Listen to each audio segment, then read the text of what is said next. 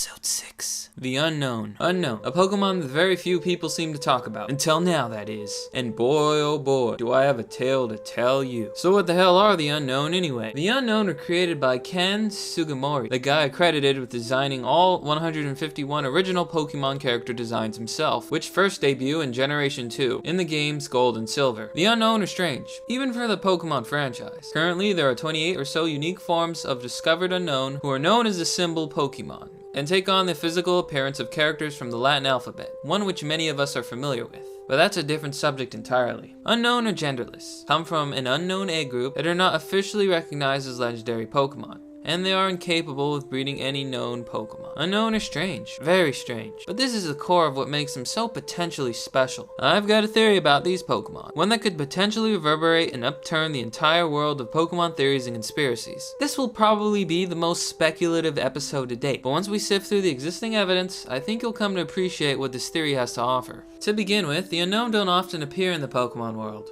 They are shy, reserved, and usually exist within their home, a place known as the alternate dimension. In the third Pokemon movie, Spell of the Unown made a major appearance as a driving force of the story, revealing to us their true nature. In the movie, famous researcher Spencer Hale gets sucked into a portal leading to the alternate dimension. His daughter Molly gets depressed when she overhears about his disappearance, and finds a box of mysterious letters and begins to form words with them. They begin to float and the Unown appear. Feeling her sorrow, they grant her wish. They use their power to create a crystal palace and the legendary Pokemon Entei to take his place as her dad, in order to fulfill her wish. Though these were all illusions that came from Molly's dream brought to life through the Unown. And this is where it all starts. Alone, the Unown are powerless, but together, a strange power is said to emerge, at least according to the Pokédex entry, from Platinum and Black. And it's quite obvious, as we've already been shown what they can do. Other Pokédex entries merely state that the Unown and ancient hieroglyphs in the Pokemon world are thought to be related somehow, but no one knows which came first. Though I believe that the Unown came first. And I'll tell you why. Since I was small, and I had no real reason for believing this, I've always thought about the Unown, and I eventually came to the conclusion that they represented the computer code / human thoughts that created the Pokemon world to begin with, like in-game metaphors for people who created the Pokemon franchise. I thought about it every now and then, but it's only recently that I've been delving into the world of Pokemon lore that I ask the real important questions. Why do the Unown exist? And what relevance do they have to the Pokemon universe? I believe I may have finally found the answer, so hold on to your socks, because this is gonna open up a huge can of wow. We're gonna go deeper. My conclusion and theory is this. The Unown created the Pokemon universe.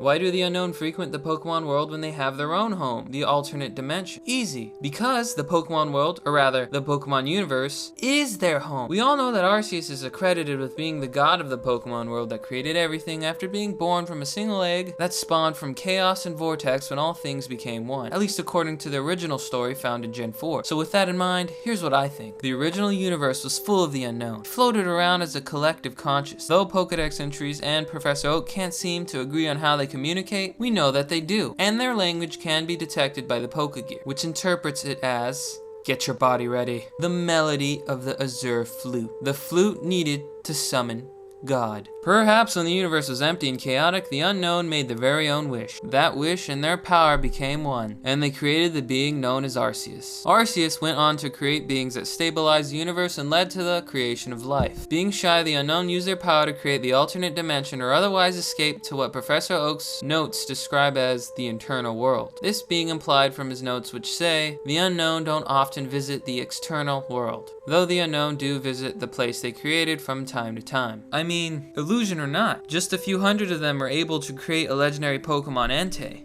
and bend reality itself. Just imagine what 1,000 could do, or 1,000,000. And that's the basic idea. Variety magazine called them a bad idea that gets worse. IGN described them as the single most useless Pokemon in existence. OneUp.com said that they were the 5th lamest Pokemon in existence. But they are all fools. The Unown may have just gone from the least important Pokemon to the most important Pokemon ever. Where's your Arceus now? It's okay, Unown. You may be Pokemon 201 in the Pokédex, but you will always be the number 2 Pokemon in my heart. So there you have it, the Unown, an aspect of the Pokemon franchise that's always fascinated me. Perhaps we'll never know the true nature of their existence, but I for one have always believed that they've meant more. And now that I've come to this point, I can safely say, I forever changed the way I think about them. Well, that's it for today's episode, but thank you for watching and I hope you enjoyed. Be sure to like, favorite, comment, and subscribe. Now, I've noticed that a few of you guys have been sharing my videos, and I just want to give a super duper thanks with unpopped cherries on top to those people. You really help me and my channel out, and I really appreciate it. Thank you, and thank everyone for all your feedback. I enjoy sharing and talking with you. And last but not least, feel free to leave requests. I've already got a few episodes lined up solely from user request. Thanks again. This is Reaper, signing out. Praise be to the unknown.